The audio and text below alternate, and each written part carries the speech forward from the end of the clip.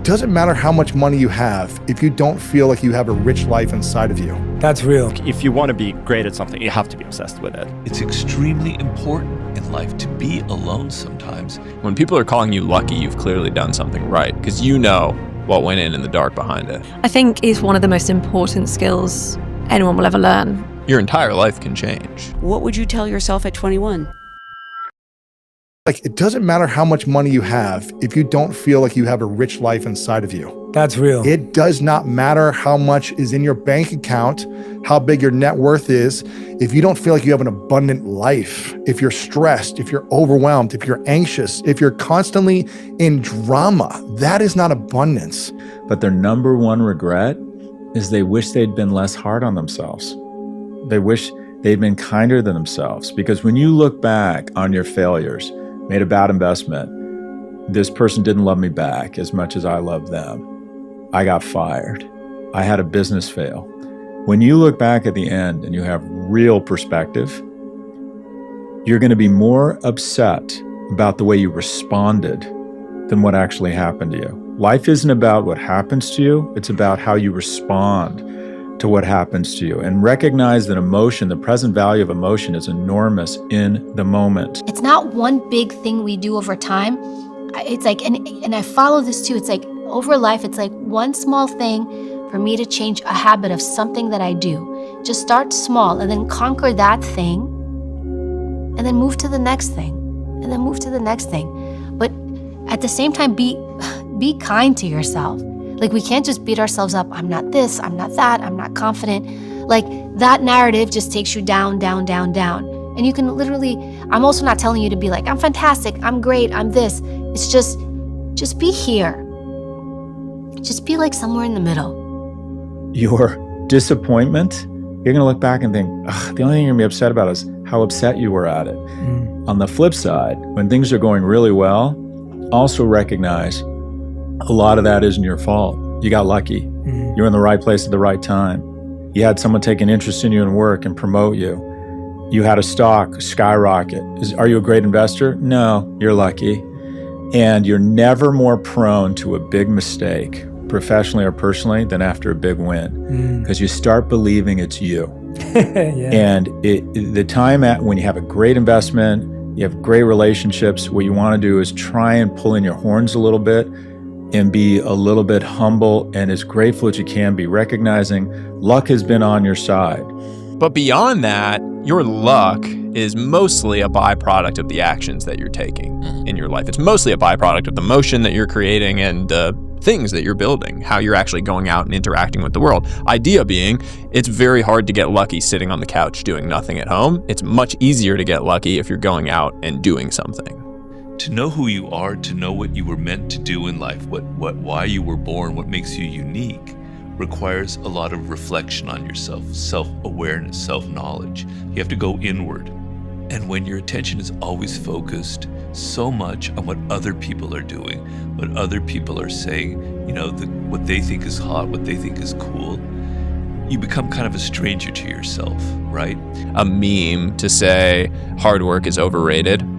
And that you have to work smart. You cannot work smart before you work hard, because you have no idea what to work smart on. You just have no clue, right? It's like, the way that I think about it is, when you're young, the only asset you have is time. It is the only asset you have. You don't have networks, you don't have money, you don't have knowledge, you don't have experience, you don't have wisdom. You don't have any of those things. You have time. So what you need to do is you invest your time to gain knowledge, networks, money, wisdom, experience. Then you can work smart because you have these things. You know where to deploy them for the highest potential ROI, for those extraordinary outcomes. But you can't do this before you have it.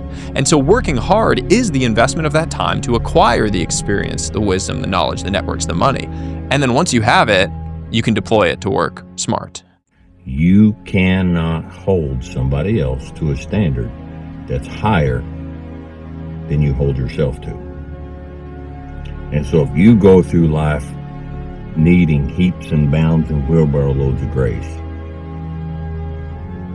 then you are beholden to give out heaps and bounds and wheelbarrow loads of grace. Okay? Not only for their well-being, but for yours as well. Okay? But actually, it's extremely important in life to be alone sometimes and to be able to be on your own and to think about yourself and to kind of come to terms with who you are and to embrace what makes you different. And you can't do that if you feel ashamed about being lonely or if you can't ever be alone. So knowing how to be alone is very important. It's what will make you successful. It will bring you skills. So don't think of it as something necessarily terribly negative in your life. I'll give you another example. I went for a walk with a friend of mine. She wanted some advice. And the conversation started like this. My boss is a horrible person. And I immediately interrupted and said, oh my God, does she kick her dog and abuse her children? She said, no. I said, okay, so we don't know that she's a horrible person. We know that she's a horrible boss. Those are two very, very different things. And I think that's the problem. When we label someone's behavior or skill set versus labeling their character, and when we label their character, it's insidious and dangerous, and that's when it gets toxic. Just how much can change in a year. It's very easy to say that things take 10 years. Like, I think Bill Gates was the one that said that most people overestimate what they can do in a day and underestimate what they can do in 10 years. And I've often thought that that same exact quote applies to a year. I mean, it will blow your mind. If you actually sit down and are focused every single day for a year, your entire life can change. I think is one of the most important skills anyone will ever learn, actually, because you put yourself at risk if you can't say no when you need to, or you can't hold boundaries.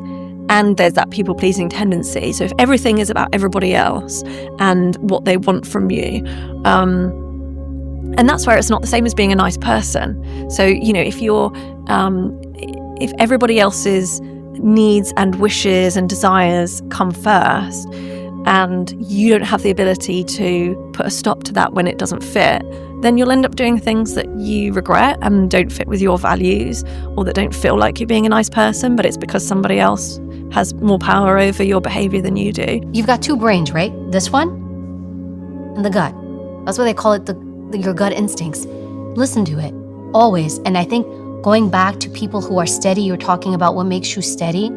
I think a big part of what helps make you steady is trusting in yourself. You have to trust in yourself. Like, believe in yourself. And when I say that, I mean trust that what you're feeling is true.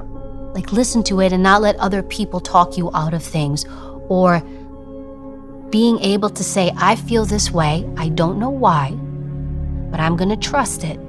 And almost, if not all the time, you look back and it's like, I knew better.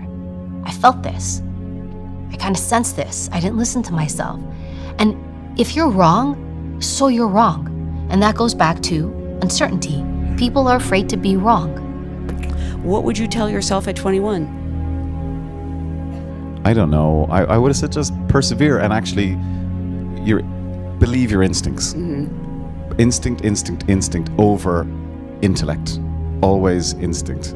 Just because you can rationalize it doesn't mean it's right. If you feel it, then it's right. Mm-hmm. That's what I really strongly believe. So I would have told my 21-year-old self that.